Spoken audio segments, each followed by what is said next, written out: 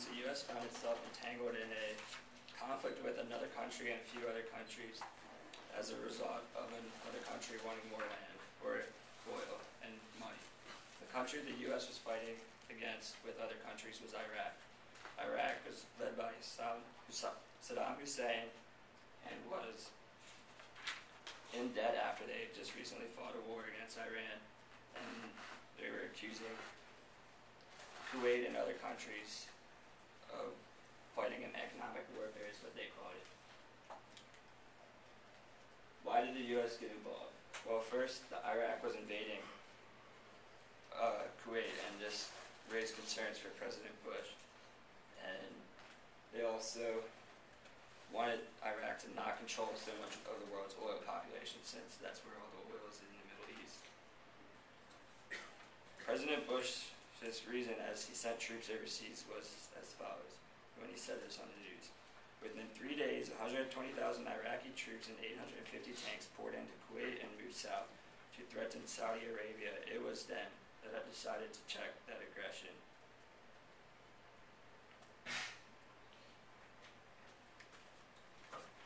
Alright, this is a map of the Middle East. Iraq is pretty much dead center of the map, and then Saudi Arabia is the large country, that's yellow, and then Kuwait's kind of in between them, right next to the Persian Gulf.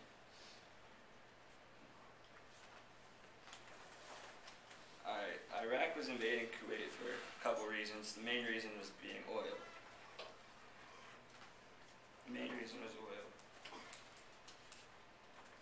Iraq was saying that Kuwait was over-exceeding their OPEC limit of how much oil they could produce each year, and Iraq was saying that Kuwait was consistently overproducing their oil, causing Iraq not to make as much money.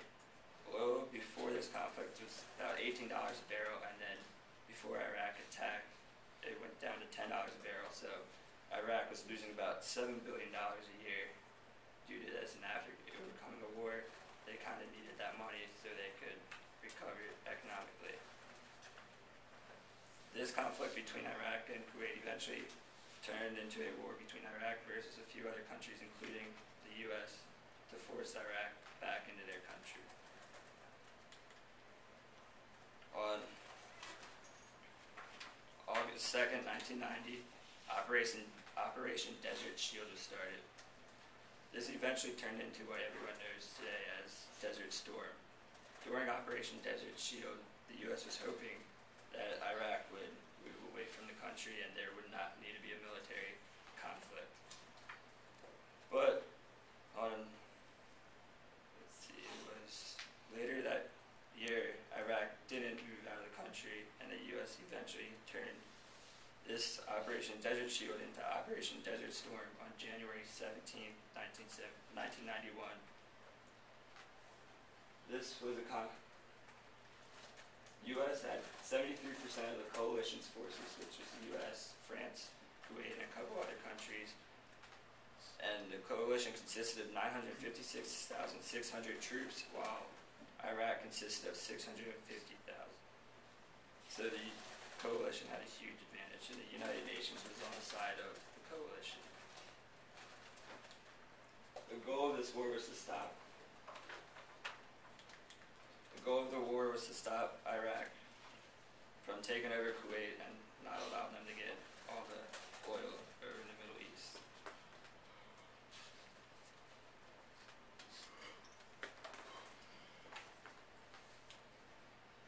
On January 17th, it was the start of Desert Storm. It started off as an air attack, which was bombing the Iraq's infrastructure and military bases, and this was the most successful part of the coalition's attacks. On February 23rd, after a couple days of the air attacks, the ground wars had begun, but approximately 100 hours after the ground war began, ceasefire was ordered by President Bush, and Iraq eventually came to terms and accepted the ceasefire. During the war,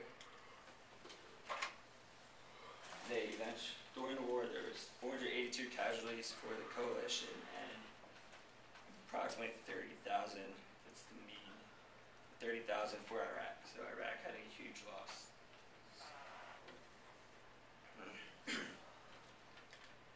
this war, the media played a huge part of it.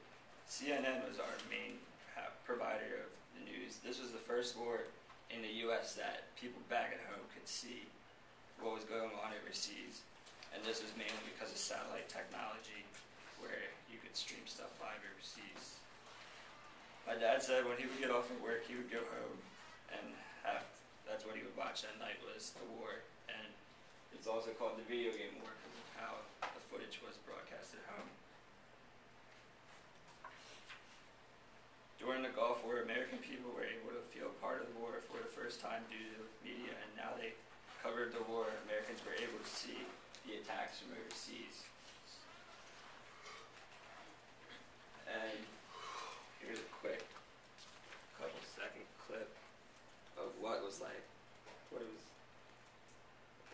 to, this is what it was like you were at home watching the news, and this is just the bombings and missiles. Something is happening outside. The skies over Baghdad have been illuminated. We're seeing bright flashes going off all over the sky. That was just a short clip of what you would see when you went home from the news, and that's also why they called it the video game war, was because of the technology in it. Now that you know a little bit about the Gulf War and how the U.S. was involved, and the media, how it played a huge role in it, I would ask you this. How would you feel if you were living through this war? How would the media have changed your thoughts of the war if it was the first time you ever got to see what was actually happening overseas?